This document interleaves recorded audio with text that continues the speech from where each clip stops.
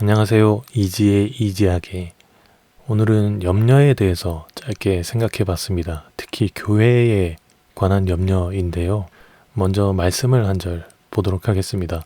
마태복음 6장 31절에서 34절까지의 말씀입니다.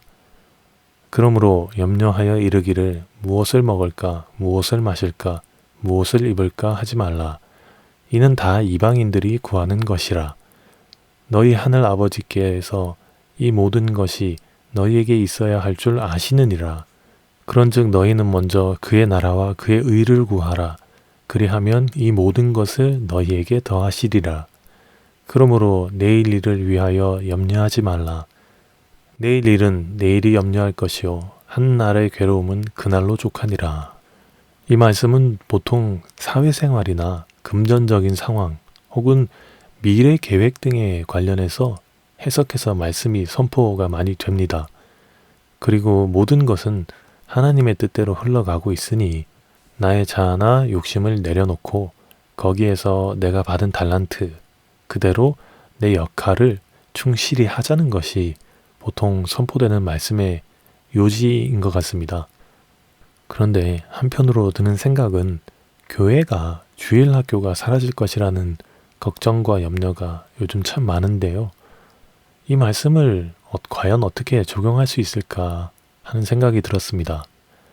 맥락이 맞지 않은 생뚱맞거나 전혀 엉뚱한 말로 들릴 수도 있는데 마태복음 6장을 단락으로 나눠진 대로 이 말씀을 읽다 보면은 이 말씀의 맥락은 19절부터 시작되는 것 같은데요.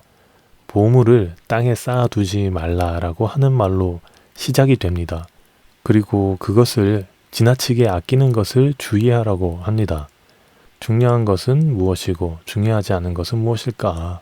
라고 물어본다면 어차피 사람은 다 죽을 것이고 죽을 때 가진 것 다 싸들고 가는 것 아닐 텐데 물질과 명예에 너무 욕심부리지 말자라고 그렇게 살자라고 하는 말이 되겠습니다.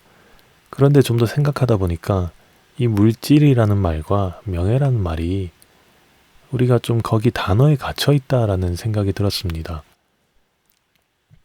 일반적으로 그리스도인은 교회와 세상을 이분법적으로 나눠서 보면서 세상은 악이 가득하고 반대로 성전이라 부르는 교회는 선하다는 전제가 있어요. 그러나 에덴 동산에도 뱀은 있었죠. 어느 교회도 어느 목회자도 얼마나 부흥을 했던지 얼마나 그동안 거룩한 생활을 해왔는지는 중요하지 않았던 그런 예들이 있습니다. 무엇이든지 누구든지 이런 면도 있고 저런 면도 있겠지만 절대적이라는 것은 없겠죠. 그 특정 교회가 옳지 못하다고 해서 모든 교회가 다 옳지 못하다. 이것도 말이 안 되겠고요. 반대로 어떤 특정한 교회가 옳다고 해서 모든 교회가 옳다라고 하는 것도 말이 안 되겠어요. 다시 돌아와서 요지는 중요하지 않은 것은 과감하게 제껴 놓으라는 그런 말씀 같은데요. 중요하지 않은 것을 과연 무엇이라고 말할 수 있을까 했을 때 성경적 가치로 보자면은 아마도 이런 것을 말하지 않을까 싶습니다.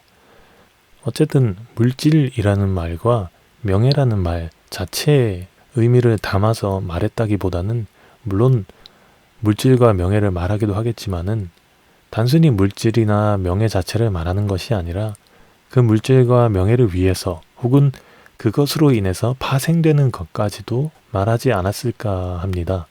그것을 통해서 무엇인가 누리고자 하고 부리고자 하고 내 인생을 통해서 맡겨진 소위 십자가라고 불리는 것들을 내려놓으려는 마음까지도 말하는 것 같습니다. 요즘 코로나 이후에 교회 숫자가 많이 줄었고요. 교인의 수도 많이 줄었습니다. 그리고 이미 예전부터 교회는 이어질 다음 세대가 점점 줄어들거나 없어지고 있는 이런 소위 위기 상황에 대해서 많은 고민과 염려와 대안을 연구하고 발표하고 실행해 왔습니다. 각종 교재들도 있고요. 프로그램들도 있고요. 커리큘럼들도 있습니다. 이것은 각 교회에서 지금도 연구하고 실행 중이고요. 그리고 그 덕분에 이른바 부흥하는 곳도 있고 반대로 잘못되어서 아예 사라지는 그런 교회들도 있습니다. 제가 의문이 든 것은 잘 될 수도 있고 잘 안 될 수도 있는 이런 것이 과연 우리가 목숨 걸고 배워서 지켜야 할 것인가, 이런 생각이었어요. 교회 전체를 직접 운영해 보지 않아서 함부로 말하면 안 되겠지만, 그래서 조심스럽긴 하지만 위기일수록 가장 먼저 해야 할 것에 집중해야 된다라고 하던데, 다소 시간은 걸리더라도 그것이 가장 좋은 전공법이라고요. 우리는 무엇을 놓치고 있었고 무엇에 집중을 해야 될까요? 아마도 이 답을 찾아서 모두가 공감을 한다면 회복은 자연스럽게 찾아오게 되겠죠. 개인적으로는 이 답을 생각하다가 이런 생각이 들었습니다. 교회가 망했다라고 하는 경우가 여러 가지 있는 것 같습니다. 첫 번째로는 교회에 사람이 없을 때입니다. 이것은 교회 헌법상 몇 명 이상이 모이지 못할 때를 말하는데요. 교회가 아닌 기도처로 명칭이 변경되었다가 그마저도 여의치 않을 때 이렇게 된다라고 말할 수 있습니다. 그러나 각 개인이 교회이고 두세 사람이 모인 곳에 그리스도도 있다라고 믿는다면 이것은 성경에 그리 부합하지는 않은 것 같습니다. 두 번째로 재정적 문제인데요. 헌금이 모이지 않아서 교회가 돈 때문에 운영이 불가해지는, 그래서 문을 닫는 경우입니다. 어떤 곳은 임대료를 내지 못하거나 건축 대출금을 갚지 못해서 파산하기도 합니다. 그나마 빚이 없거나 고정적으로 지출하는 부분이 적다면 나은 경우인데요. 돈이 없어서 인건비도 줄이고 인력도 줄이고 하다가 결국에는 다 떠납니다. 그렇지만 건물이 곧 교회라고만 믿지 않는다면 생각의 전환은 가능하겠죠. 그렇다면 적절하다라고 말하기는 어렵겠습니다. 세 번째로는 갈등 때문입니다. 사람들이 모이지 않은 이유와도 비슷한데요. 그나마 목회자와 목회자 또는 비목회자와 비목회자 사이의 갈등은 그나마 좀 나아요. 그렇지만 목회자와 비목회자와의 갈등에는 적지 않은 경우에 극심한 분열과 함께 공중분해되는 그런 경우도 있습니다. 갈등의 원인으로는 재정에 관한 문제가 원인으로 가장 많은 것 같고요. 그 다음으로는 생각이 다르기 때문에로 보여집니다. 그러나 갈등 상황은 늘 생길 수 있지만 그 순간 그 구성원 모두가 성경의 가르침대로 하지 않았기 때문에 갈등이 더 심화되어가는 경우가 많은 것 같아요. 그렇다면 그 교회는 그리스도인이 모이는 곳은 아니었던 거죠. 짧게나마 종합해보면 교회는 망하지 않습니다. 그저 보이는 성전이 무너지거나 와해되었을 뿐이겠죠. 무너졌다면 끌려간 곳에서 교회는 계속 이어져 갈 거고요. 와해되었다면 흩어진 곳에서 교회는 계속 이어져 가겠습니다. 건물이 타 종교에 매각되는 게 위기가 아니라요. 교인 숫자가 줄고 교세가 줄어든다는 게 위기가 아닙니다.